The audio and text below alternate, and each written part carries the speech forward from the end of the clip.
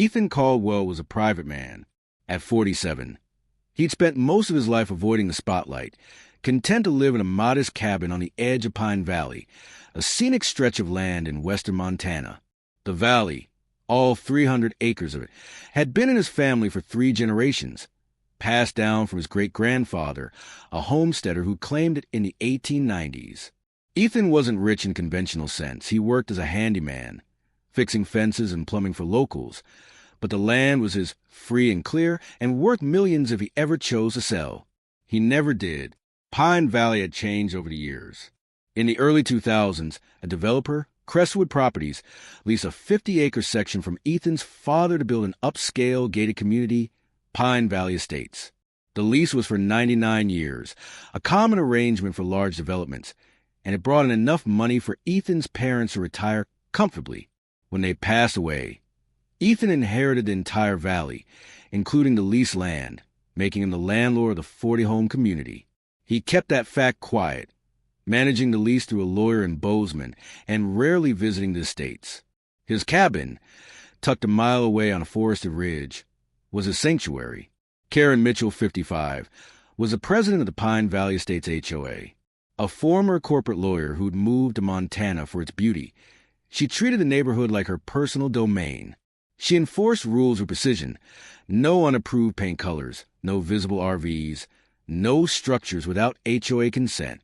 Most residents complied, wary of her influence and her habit of escalating disputes to the county sheriff.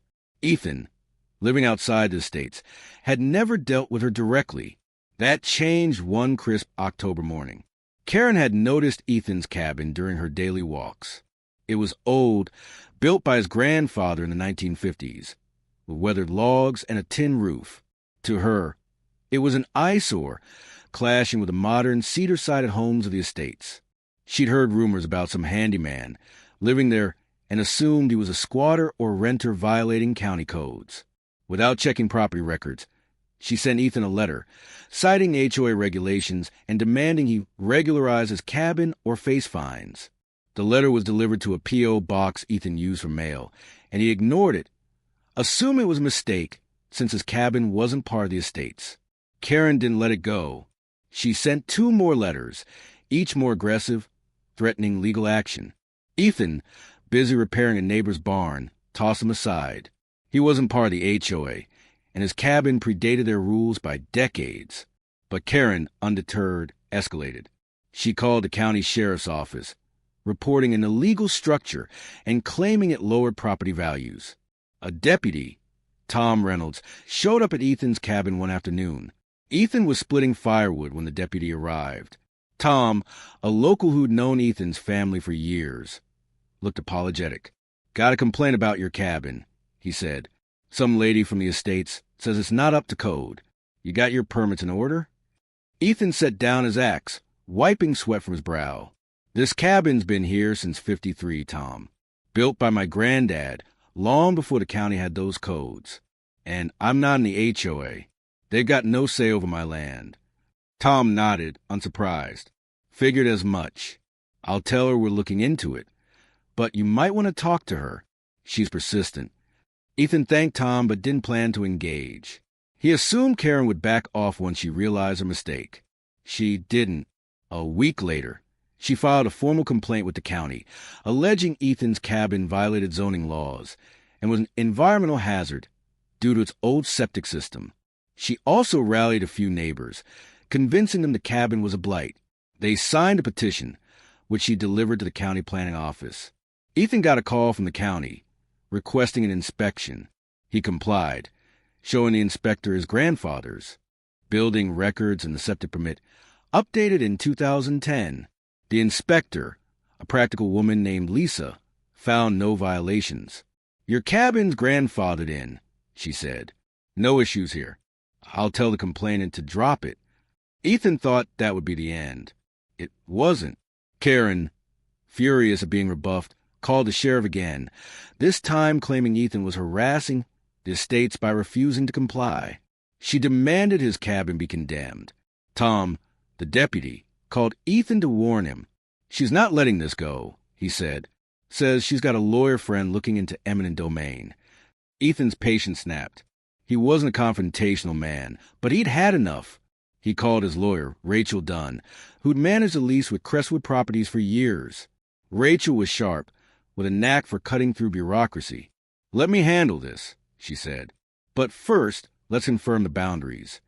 Rachel pulled the property records, which clearly showed Ethan owned the entire 300-acre valley, including the 50 acres leased to Crestwood. The lease agreement required the HOA to maintain the community, but gave Ethan ultimate authority over the land. Rachel also found that Karen had overstepped her role, using HOA funds to hire a surveyor who falsely claimed Ethan's cabin was on leased land. It wasn't.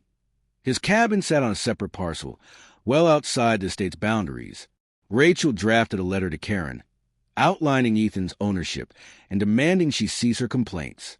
She included copies of the deed and lease agreement. Karen's response was a phone call to Rachel, insisting the records were outdated and threatening to sue for defamation. Rachel laughed it off but warned Ethan, "She's not going to stop unless you push back hard." Ethan didn't want to fight, but he wasn't about to lose his home. He told Rachel to prepare a legal notice, informing the HOA that their lease could be terminated if they continued to harass him. The lease had a clause allowing Ethan to revoke it for material breaches, including interference with his property rights. Rachel sent the notice, certified mail, to the HOA board and Karen personally. The response was swift. Karen called a special HOA meeting, rallying residents to protect the community from Ethan's threats. She misrepresented the notice, claiming Ethan was trying to evict them all. A few residents, unaware of the full story, started a petition to save Pine Valley Estates. Others, skeptical of Karen's tactics, contacted Rachel directly. One neighbor, Mark, a retired engineer, apologized to Ethan in person. "Most of us had no idea you owned the valley," he said. "Karen's been spinning this to make you the bad guy." Ethan appreciated the support, but stayed focused. Rachel filed a cease and desist order against Karen, citing harassment and misuse of HOA authority. The county, tired of Karen's complaints, issued a statement confirming Ethan's cabin was legal and his ownership undisputed. Still, Karen persisted, posting on the neighborhood's online forum that Ethan was a recluse who threatened the community's safety. She even hired a private investigator to dig into Ethan's background, hoping to find dirt. There was none. Ethan's life was simple, his record clean. By now, Ethan was fed up. He'd tried ignoring Karen, reasoning with her, and using legal channels. Nothing worked. Rachel suggested a bolder move. Remind the HOA who really held the power. "You could enforce the lease terms," she said. "Raise their rent, restrict their access to common areas, or even start the process to terminate the lease. It's your land."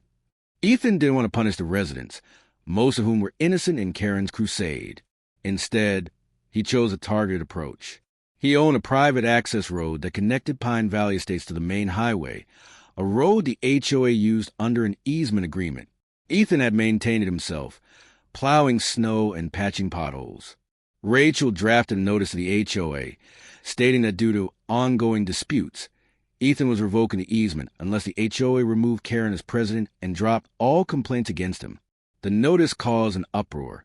Without the access road, residents would have to use a longer, unpaved route, adding 20 minutes to their commutes. At the next HOA meeting, Karen tried to rally support, but the tide had turned. Residents, tired of her overreach and now facing real consequences, voted to remove her. A new president, Mark, took over and sent Ethan a formal apology, agreeing to drop all complaints. Karen didn't go quietly. She filed a lawsuit against Ethan, claiming he'd abused his authority as landlord. Rachel countersued for harassment and defamation, presenting evidence of Karen's false claims and misuse of HOA funds. The judge, unimpressed with Karen's arguments, dismissed her case and ordered her to pay Ethan's legal fees. The private investigator she'd hired revealed she'd spent $5,000 of HOA money on the investigation, leading to an audit that uncovered other financial irregularities. Karen was forced to repay the funds and faced a misdemeanor charge for misappropriation. Ethan didn't terminate the lease. He reinstated the access road easement once the HOA complied with his terms. Pine Valley Estates returned to normal, with Mark running a more transparent board. Karen sold her house and moved away, her reputation in tatters. Ethan went back to his quiet life, fixing fences and maintaining his cabin. He didn't gloat. He didn't need to. Owning the valley was power enough, and he'd use it to end a fight he never wanted. Years later, Ethan would tell the story to his nephew, who was considering a move to an HOA community. Check the deeds, Ethan advised, and don't mess with someone who knows their rights. The valley remained his, a legacy intact, and Karen's complaint became a cautionary tale about picking the wrong battle.